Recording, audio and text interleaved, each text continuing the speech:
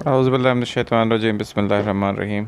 अस्सलाम वालेकुम। मैं सरफराज अहमद में आपकी खिदमत में हाज़िर हूँ और आज का हमारा लेक्चर मेमोरी के हवाले से है और इंशाअल्लाह इस लेक्चर में हम उन चीज़ों को डिस्कस करेंगे जो कि एक रूटीन का हिस्सा नहीं है और वो चीज़ें जो आप लोगों के लिए नई होंगी, इंफॉर्मेटिव होंगी। तो आइए आज के लेक्चर का आगाज़ करते हैं। सबसे पहले मेमोरी की बात करते हैं तो मेमोरी बेसिकली एक परसिस्टेंस ऑफ लर्निंग होती है जो लंबे अरसे तक जारी रहती है और जिसमें इनकोडिंग, स्टोरेज और रिट्राइवल ऑफ इंफॉर्मेशंस होती हैं। और इस तरह का जो एक मॉडल था बेसिकली इसको इंफॉर्मेशन प्रोसेसिंग मॉडल कहा जाता है, जिसमें कि इनकोडिंग, स्टोरेज और रिट्राइवल का जो प्रोसेस होता है और ये कंपेयर्स करता है जो ह्यूमन मेमोरी है कंप्यूटर्स के ऑपरेशंस के साथ, और ये अज्यूम करता है कि जो है टू रिमेंबर समथिंग, हमें जब चीज़ों को याद रखना है तो उसके लिए लाजमी तौर पर हमें उनकी इनकोडिंग करनी चाहिए, उनका स्टोरेज करना चाहिए, उनका रिट्राइवल करना चाहिए। इनकोडिंग की बात करें तो जो हमारे जो इन्फॉर्मेशंस आप हासिल करते हैं अपने ब्रेन के अंदर, जो ये प्रोसेस होता है जिसमें कि इन्फॉर्मेशंस हासिल की जाती हैं हमारी सेंसेस के थ्रू, उसे इनकोडिंग कहते हैं। और फिर उसके बाद जो उनको रिटेन किया जाता है उन इन्फॉर्मेशंस को, उसे स्टोरेज कहा जाता है। और फिर इस रिटेन्ड इन्फॉर्मेशन जो है उनको बैकआउट किया जाता है, प्रोसेस जिसको रिट्राइवल कहा जाता है। तो ये प्रोसेस चलता है। अब यहाँ पे आगे एक और बात आती है जो 3 स्टेज इंफॉर्मेशन प्रोसेसिंग मॉडल है, 3 स्टेज इंफॉर्मेशन मॉडल, और किस तरह से बाद में जो रिसर्चर ने इस मॉडल को अपडेट किया। तो यहाँ पर हम बात करते हैं कि रिचर्ड एटकिंसन ने जो है और रिचर्ड शेफरिन ने जो है एक प्रपोज किया था 3 स्टेज मॉडल जिसको कहा जाता है। और इसमें वो कहते हैं कि फ़र्स्ट हम क्या करते हैं, फर्स्ट रिकॉर्ड करते हैं to be remembered information as a fleeting, जिसको हम सेंसरी मेमोरी कहते हैं, कि जिसमें रिकॉर्ड की जाती है इन्फॉर्मेशन जो सबसे पहले हमारे सामने आती है सेंसेस के थ्रू से, और वहाँ से फिर उन इन्फॉर्मेशंस को प्रोसेस किया जाता है शॉर्ट टर्म मेमोरी में और वहाँ पर उनको एनकोड किया जाता है रिहर्सल के ज़रिए से। और फाइनली जो इन्फॉर्मेशंस हैं वो मूव करती हैं लॉन्ग टर्म मेमोरी की तरफ और लेटर रिट्राइवल के लिए। तो सेंसरी इन्फॉर्मेशन की हम डेफिनेशन की बात करें तो जो इमीडिएट और वेरी ब्रीफ रिकॉर्डिंग होती है सेंसरी इन्फॉर्मेशंस की हमारी मेमोरी सिस्टम के अंदर। शॉर्ट टर्म मेमोरी जो है वो एक एक्टिवेटेड मेमोरी है, वर्किंग मेमोरी भी उसको कहा जाता है, जो होल्ड करती है फ्यू आइटम्स को ब्रीफली, जैसे कि 7 digits of a phone numbers जब हम डायल करते हैं उस दौरान, तो before the information is stored और फॉरगेटन। तो ये बेसिकली शॉर्ट टर्म मेमोरी है जो कि एक्टिवेटेड मेमोरी होती है और फ्यू आइटम्स को ब्रीफली ये होल्ड करती है इससे पहले कि वो इंफॉर्मेशन स्टोर्ड हो या फॉरगेट हो। लॉन्ग टर्म मेमोरी की जब बात करें तो ये रिलेटिवली परमानेंट और लिमिटलेस स्टोर हाउस होता है मेमोरी सिस्टम का। इसके अंदर नॉलेज होते हैं, स्किल्स होता है और एक्सपीरियंसेस वगैरह तमाम चीज़ें शामिल होती हैं। ये वो मेमोरी है जो लंबे अरसे तक कायम रहती है और देरपा होती है। नेक्स्ट हम बात करें अब 2 ट्रैक मेमोरी सिस्टम है। 1 ट्रैक हमारा जिसको एक्सप्लिसिट मेमोरीज़ का ट्रैक कहा जाता है, दूसरा इम्प्लिसिट मेमोरीज़ का ट्रैक है। 1 ट्रैक जो है वो इसमें जो है हम प्रोसेस करते हैं अपने एक्सप्लिसिट मेमोरीज़ को जो फैक्ट्स और एक्सपीरियंसेस के हवाले से होती हैं उनको कॉन्शियसली जिनके बारे में हम जानते हैं और डिक्लेयर करते हैं, इनको हम डिक्लेरेटिव मेमोरी भी कहा जाता है। और जो इम्प्लिसिट हमारी मेमोरीज़ होती हैं बेसिकली जो है ये हमारी अवेयरनेस के बगैर होती हैं, विदाउट अवेयरनेस होती हैं। और ये जो मेमोरीज़ होती हैं जिनको नॉन डिक्लेरेटिव मेमोरीज़ कहती हैं, ये बनती हैं हमारी कॉन्शियस एफर्ट्स के बगैर। तो इम्प्लिसिट मेमोरीज़ जो हैं वो ऑटोमेटिक प्रोसेसिंग या बाईपास ऑफ द जो हमारा कॉन्शियस इनकोडिंग ट्रैक है उसके बनती हैं। इसके हम अगर एग्जांपल की बात करें तो इम्प्लिसिट मेमोरी की जो है कि जैसे हम अपनी फैमिली जो हमारा फेमिलियर एरियाज़ होते हैं, जैसे कि हमारा घर और नेबरहुड्स की नेविगेशन जो हम करते हैं, नेविगेट करते हैं, और रिकॉल करना कि किस तरह से वाटर को बॉयल किया जाता है और या गाड़ी को ड्राइव किया जाता है, ये सारी उसकी एग्जांपल्स आ जाती हैं। अगर मैं जो है एक्सप्लिसिट मेमोरी की बात करें तो एक्सप्लिसिट मेमोरी में एपिसोडिक मेमोरी भी आ जाती है जो कि हमारे जो स्पेसिफिक इवेंट्स के हवाले से है, जैसे कि हमारा जो है हमने कल क्या किया। और इसके अलावा सेमेंटिक मेमोरी जो होती हैं वो फैक्ट्स और कॉन्सेप्ट्स, नेम्स वगैरह के हवाले से होती हैं।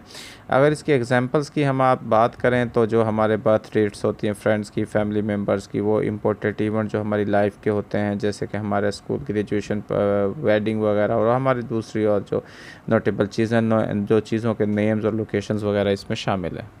अगर हम ऑटोमेटिक प्रोसेसिंग की बात करें और इम्प्लिसिट मेमोरीज़ के हवाले से बात करें तो जो ऑटोमेटिक प्रोसेस होती है unconscious encoding of everyday information जो हमारी हो रही होती है, जैसे कि स्पेस टाइम और फ्रीक्वेंसी के हवाले से, और जिसमें कि वेल लर्नड इंफॉर्मेशन जो है जैसे कि वर्ड मीनिंग्स वगैरह होते हैं।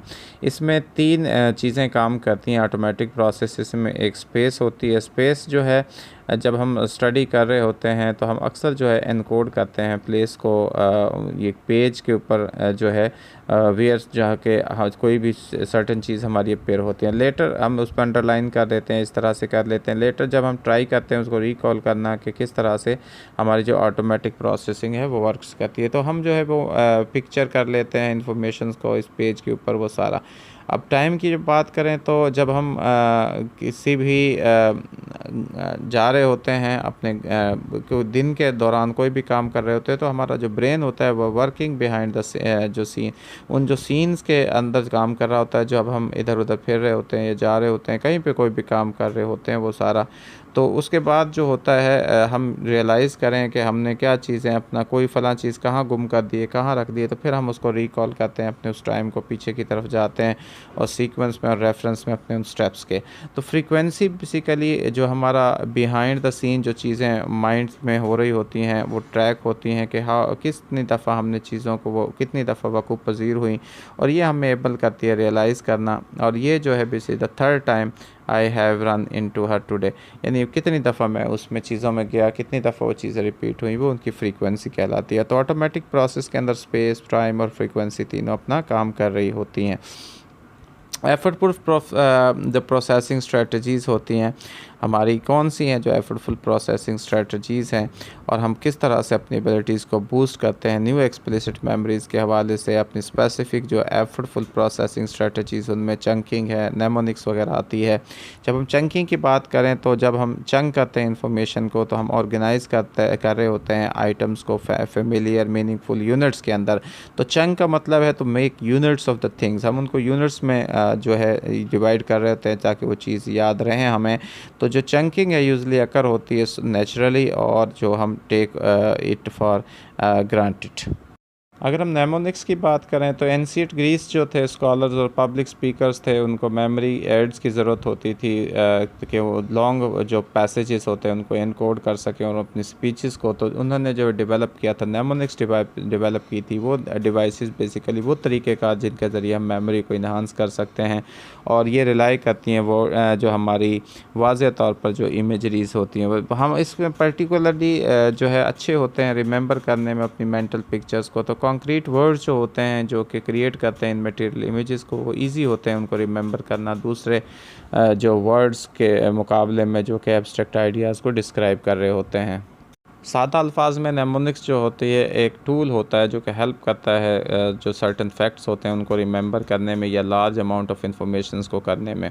और ये सॉन्ग्स की सूरत में, ये एक्रोनिम्स की सूरत में, इमेज की सूरत में, फ्रेज़ की या सेंटेंस की सूरत में हो सकता है। तो नेमोनिक्स जो है वो फैक्ट्स को रिमेंबर करने में और पर्टिकुलरली जो यूज़फुल होती है, जबकि जो ऑर्डर ऑफ द थिंग्स जो है वो इम्पोर्टेंट हो तो उसमें हमें काम करती हैं। तो इसकी अगर हम एग्जांपल्स की बात करें, जैसे मैंने अभी आपको बताया कि सॉन्ग्स और जो जिंगल्स होते हैं कि आल्सो यूज़ किए जाते हैं नेमोनिक्स के अंदर। एक कॉमन एग्जांपल इस कि किस तरह से बच्चे रिमेंबर करते हैं अल्फ़ाबेट को, एक ABC को, सॉन्ग वगैरह को जब उसको करते हैं तो ये फर्स्ट लेटर जो है ईच वर्ड का उसको कंबाइन किया जाता है एक न्यू वर्ड के साथ। तो इस तरह से वो उनको कर रहे होते हैं। पॉपुलर नेमोनिक्स की हम बात करें तो इसमें बहुत सारी नेमोनिक्स आ जाती हैं, जैसे कि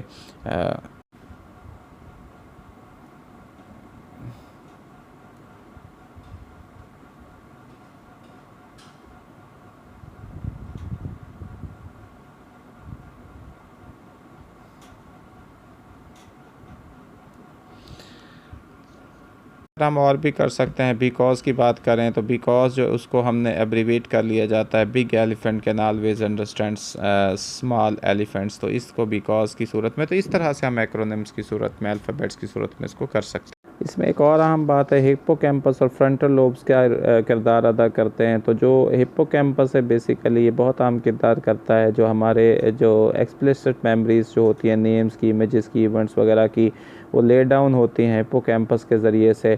एक लिम्बिक सिस्टम न्यूरल सेंटर होता है जो कि हमारे ब्रेन के जो है हमारा वो ब्रेन्स इक्वलेंट होता है टू सेव बटन के तरह जो है वो काम कर रहा होता है। जब ब्रेन स्कैन करता है, कैप्चर करता है ब्रेन फॉर्मिंग को, तो एक एक्सप्लिसिट मेमोरी बनती है और इसके बाद ये हिप्पोकैम्पस एक्टिविटी के अंदर रिवील करती है। और जो हमारा हिप्पोकैम्पस है वो एक्ट करता है एक लोडिंग डॉग के तौर पर, और जहाँ पर हमारा ब्रेन जो है वो रजिस्टर करता है और टेम्परली जो है वो स्टोर करता है जो एस्पेक्ट्स होते हैं किसी भी इवेंट को। इसकी जो स्मेल, फील, साउंड्स और लोकेशंस वगैरह होती है सारी।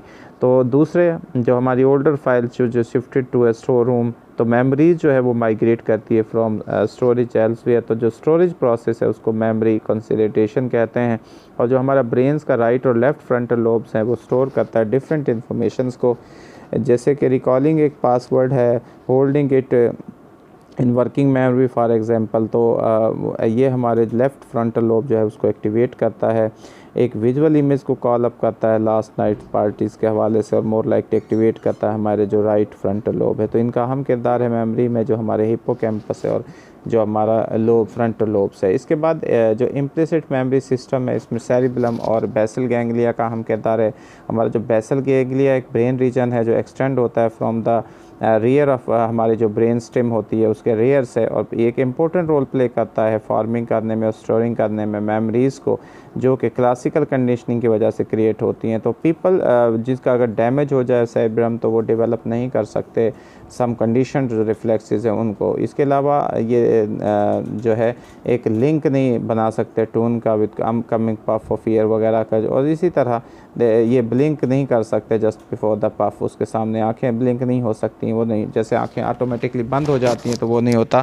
तो ये इसका अहम किरदार होता है। तो इम्प्लिसिट जो मेमोरी फॉर्मेशन है उसके लिए सेरिबेलम का बहुत ज़रूरी है। तो जो हमारी मेमोरीज़ होती हैं फ़िज़िकल स्किल्स के हवाले से, वॉकिंग, कुकिंग, ड्रेसिंग्स के वगैरह से, ये आल्सो जो है वो इम्प्लिसिट मेमोरीज़ हमारी होती हैं। तो हमारा जो इसमें बेसल गैंग्लिया है, डीप ब्रेन स्ट्रक्चर है, वो इन्वॉल्व होता है मोटर मूवमेंट के और हेल्प करता है हमारी मेमोरीज़ को, उन स्किल्स के लिए। और हम अगर हम लर्न कर चुके होते हैं किस तरह से हमने एक बाइक को चलाना है, तो इसमें बेसल गैंग्लिया का अहम किरदार होता है।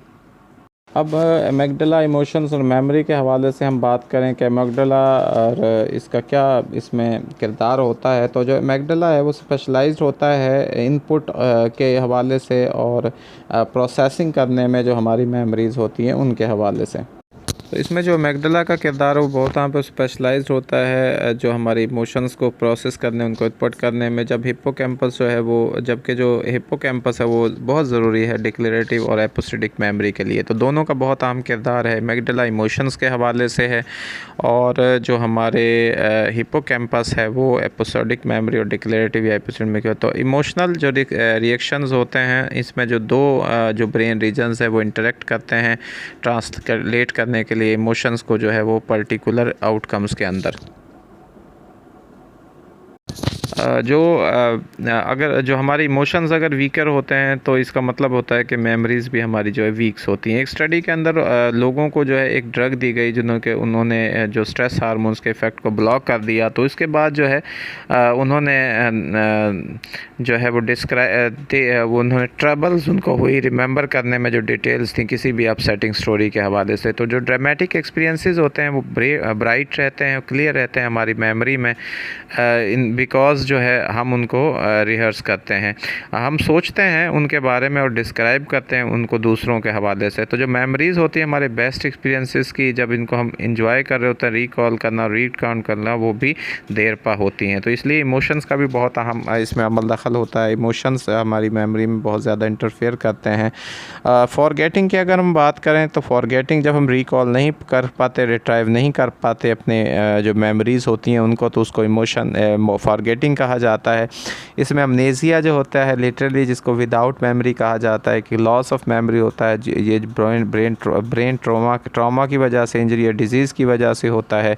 मेमोरी ट्रेस जो होता है बेसिकली ये जिसमें कि फ़िज़िकल चेंजेस आती हैं ब्रेन के अंदर, जो है जब मेमोरी बनती है तो उसको मेमोरी ट्रेसेस कहते हैं। इसमें हमारे इनकोडिंग फेलियर हो जाता है फॉरगेटिंग के अंदर, और जो हमारी सेंसेस होती हैं जिनको हम नोटिस नहीं करते, और जो है हमारी बहुत सारी हम सेंस रखते हैं, जिनको हम नोटिस नहीं करते और जिनको हम फेल हो जाते हैं इनकोड करने में, तो हम उनको कभी भी दोबारा से रिमेंबर नहीं कर पाते, याद नहीं कर पाते। हमारी एज जो होती है वो भी इफ़ेक्ट करती है इनकोडिंग एबिलिटी के अंदर।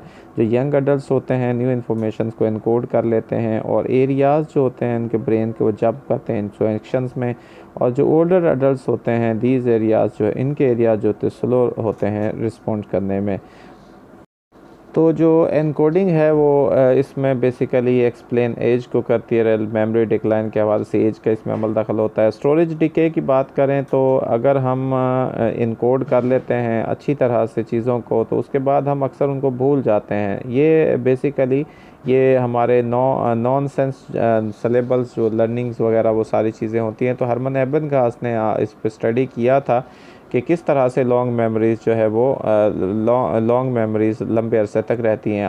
वो कहता है कि आफ्टर हमारे जो लिस्ट जो हम उसको लर्निंग करने के बाद नॉन सेंस सिलेबल्स जो होते हैं उनकी, जैसे कि YOX वगैरह JIG वगैरह, ये इसने मैयट किया था कि हाउ मच जो है उन्होंने कितना उसको रिमेंबर रखा, उनको कितनी दफ़ा याद किया। तो 20 मिनट्स जो थे, from 20 minutes to 30 days later जो था उन्होंने उनको याद रखा। तो जो रिज़ल्ट था वो इनका जो है फेमस फॉरगेटिंग कर्व की सूरत में आया। और जो कोर्स था फॉरगेटिंग का वो रैपिड रहा एट फर्स्ट, और उसके बाद जो लेवल ऑफ विद टाइम उसके बाद लेवल ऑफ हो गया। तो कहने का है तो स्टोरेज डिके का मतलब ये है कि जो नॉन सेंस सिलेबल्स बेसिकली जो एबनगास ने जिस पे एक्सपेरिमेंट्स किया था, तो नॉन सेंस सिलेबल जो होते हैं वो ज़्यादा जल्दी उनका डिके होता है, वो जल्दी वो ख़त्म हो जाते हैं। और जो मीनिंगफुल सिलेबल्स होते हैं और जो मीनिंगेबल चीज़ें होती हैं वो ज़्यादा अरसे तक उनका स्टोरेज होता है। तो रिट्राइवल फेलियर जो होता है, हम कंपेयर करते हैं फॉरगेटिंग इवेंट्स को बुक्स के, हम इनको फाइंड नहीं कर पाते अपनी लोकल लाइब्रेरी के अंदर, बाज़ दफ़ा चीज़ें को भूल जाते हैं, किताबों का पता नहीं होता और कुछ जो अवेलेबल नहीं होती बिकॉज़ जो है हमें वो एक्वायर्ड नहीं थी यानी उनकोड नहीं हुई थी। तो अदर्स हैव बीन डिस्कार्टेड या स्टोर मेमोरीज, ठीक है, जिसको कहा जाता है, जिनको हम निकाल देते हैं, जो ख़त्म हो जाती हैं। तो रिट्राइवल फेलियर में जब डिस्कार्ड हो जाती है हमारी मेमोरी बेसिकली, यानी जो स्टोर्ड मेमोरीज का डिके हो जाता है, उसकी वजह से रिट्राइवल फेलियर हो जाता है। इंटरफेरेंस की वजह से भी होता है जी, मुदाखलत जब उसमें हम न्यू मोर और मोर इन्फॉर्मेशन कलेक्ट करते हैं, हमारी जो मेंटल एटिक जो है वो फिल नहीं होती है, तो बट लेकिन जो है वो क्लटर्ड हो जाती है। सम टाइम जो है वो जो क्लटर इंटरफेयर्स होते हैं, जैसे कि न्यू और old learning bumps into each other और compete करते हैं हमारी अटेंशन। तो इसमें दो तरह की बेसिकली होती है, प्रोएक्टिव होती है, प्रोएक्टिव जिसको फॉरवर्ड लुकिंग कहते हैं इंटरफेरेंस, ये अक्सर होती है जब एक ओल्डर जो हमारी मेमोरी होती है वो हमारे लिए डिफ़िकल्ट हो जाती है कि नई चीज़ों याद करने में, पहले से मौजूद जो मेमोरी है वो नई चीज़ों को स्टोर नहीं करने देती। तो हमारी जो वेल रिहर्स जो फेसबुक और पासवर्ड में इंटरफेयर करता है हमारी रिट्राइव करने में, जो न्यू बैंक लॉगिन्स वगैरह होते हैं वो सारी चीज़ें। तो जो रेट्रोएक्टिव होती है, बैकवर्ड एक्टिंग इंटरफेरेंस होती है, इसमें जब न्यू लर्निंग जो है वो डिसरप्ट करती है हमारी मेमोरी को, जो ओल्डर इन्फॉर्मेशंस की होती है।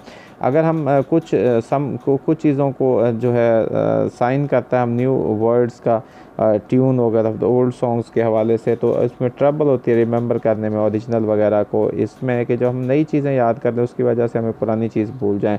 एक मोटिवेटेड फॉरगेटिंग भी होती है। मोटिवेटेड फॉरगेटिंग जैसे इमोशनल मेमोरी के हवाले से होती है। मोटिवेटेड फॉरगेटिंग आइडिया है कि पीपल जो है वो ब्लॉक आउट हो जाते हैं, फॉरगेट कर जाते हैं जो अपसेटिंग और ट्रॉमेटिक मेमोरीज़ होती हैं, क्योंकि उनके लिए वो मोटिवेशन उनकी नहीं होती है। तो कुछ रिसर्चर जो है वो इसमें साइटेड करती हैं डायरेक्टेड फॉरगेटिंग स्टडीज़ जिसमें ट्रॉमा रिलेटेड वर्ड्स होते हैं एविडेंस के तौर पर theory of motivated forgetting trauma के हवाले से।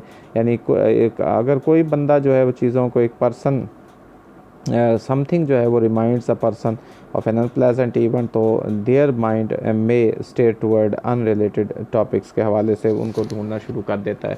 तो मोटिवेशन भी बहुत ज़रूरी है। जिन चीज़ों के लिए हम मोटिवेटेड होते हैं वो हमारी चीज़ों वो ज़्यादा देर पर हमारी मेमोरी में रहती हैं, और जिन चीज़ों के लिए हम मोटिवेटेड नहीं होते वो जल्दी उनका डिके हो जाता है, इंटरफेरेंस हो जाती है, वो ख़त्म हो जाते हैं या उनको भूल जाते हैं। तो ये तो था जी आज का हमारा मेमोरी के हवाले से लेक्चर। इसमें हमने कोशिश की आपको नई चीज़ें, नई इन्फॉर्मेटिव जो है वो नॉलेज प्रोवाइड किया जाए ताकि आपके आगे आने वाले टेस्ट और एग्ज़ाम्स वगैरह के लिए ज़्यादा फ़ायदेमंद हो।